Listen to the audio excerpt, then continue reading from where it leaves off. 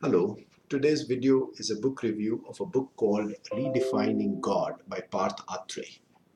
The book has a summary of definitions used by various religions, philosophers, and scientists over the human history. It concludes that the definition used by oldest religions is very similar to the one that we are converging to in the modern science. Hence the subtitle of the book, Coming Full Circle. The book has primarily two definitions. The first definition is the big guy in the sky God, BGITS, which abbreviates to BGITS. And I'm not sure if the pun was intended, but it also reveals the leaning of the book. So this big guy in the sky is a human-like supernatural person who is very interested in the human affairs and cares deeply about how he's worshipped and intervenes on behalf of the believers and against the disbelievers. On the other hand, there is a conception of God which was in Rigveda called Rhythm, or in Egypt called Math, or in China called Tao. In this conception, God is a universal set of rules through which the whole universe operates. These rules are unchanging. They do not need to be worshipped to or placated. They simply operate and define how exactly everything works. For last 2,000 to 3,000 years, the big guy in the sky God has been the primary view or vision of God for vast majority of people. The God has been viewed as causing all the natural phenomena like rain and movement of sun and causing of solar eclipse, and has been appealed to changing everything in humans' life, from giving them success, wealth, children, you name it.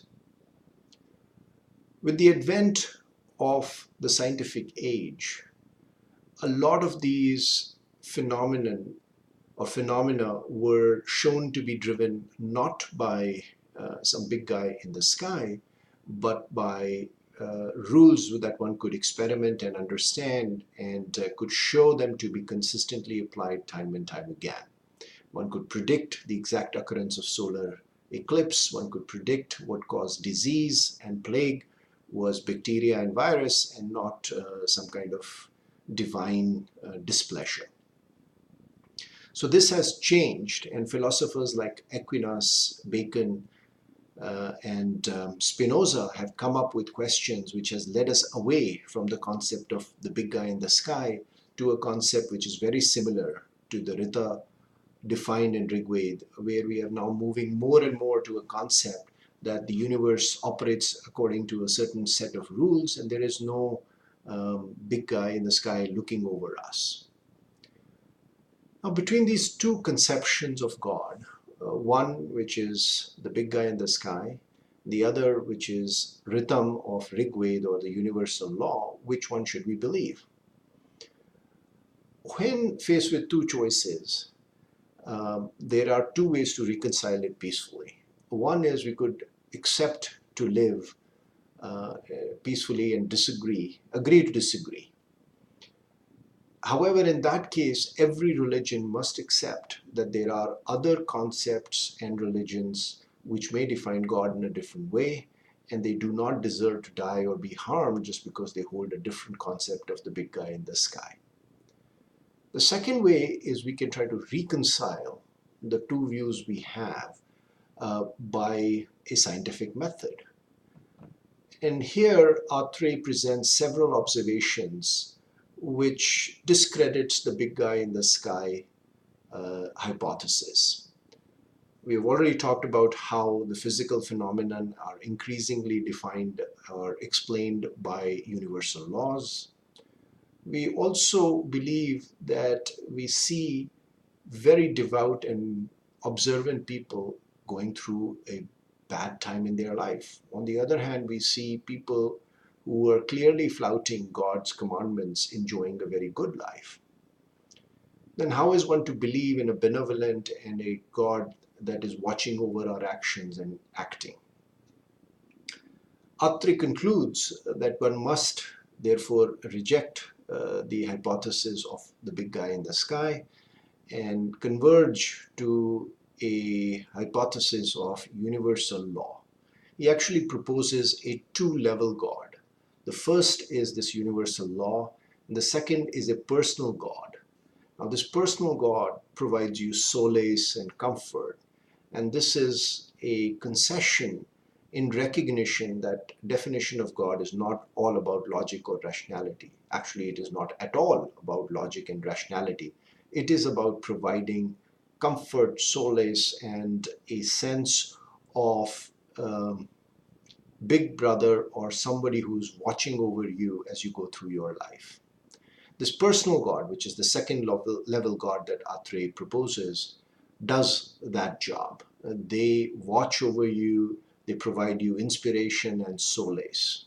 However, Atrey insists that the personal God cannot operate outside the universal laws, which is the first level God.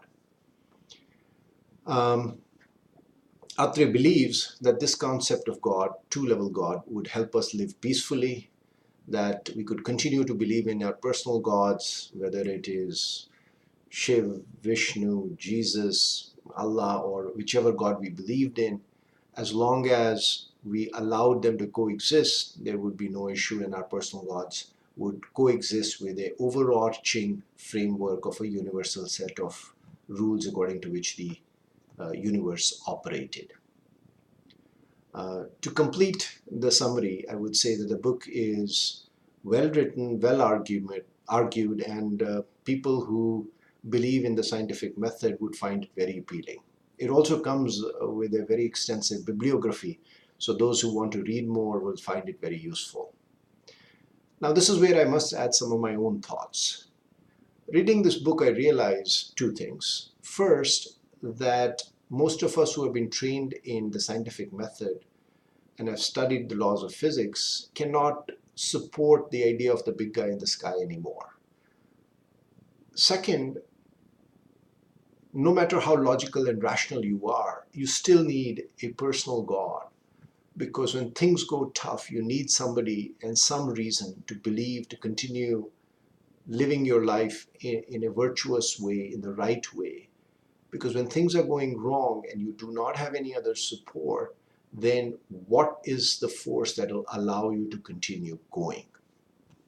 For that reason, I believe that the personal God defined by Atrey, which cannot create miracles, is not a satisfying God. The reality is, we invoke God only when our own actions fail to deliver the results that we are looking for. That's the time we most need God. And if this God cannot do anything special, then I don't know why people would find that as an acceptable God. I do have a solution. I do believe that there is an ancient God mentioned in our texts, which many people don't know about, and which fits this framework. This God is called Amrak, A-M-R-A-K. Amrak is a very special God. He's very powerful, omniscient, and but he's also special that he does not need to be worshipped in very special ways. Amrak's requirement is that you live your life according to common sense, set of values, a moral code, live a virtuous life, make a world a better place. And as long as you do that, that's the only worship that Amrak requires. And Amrak ensures that as long as you're following your part of the deal, your life will turn out the way as it should. Everything good will happen to you, and those who are not following this code of conduct and worshipping in this way, things will not go so well for them. However, Amrak does not want to violate any of the universal laws.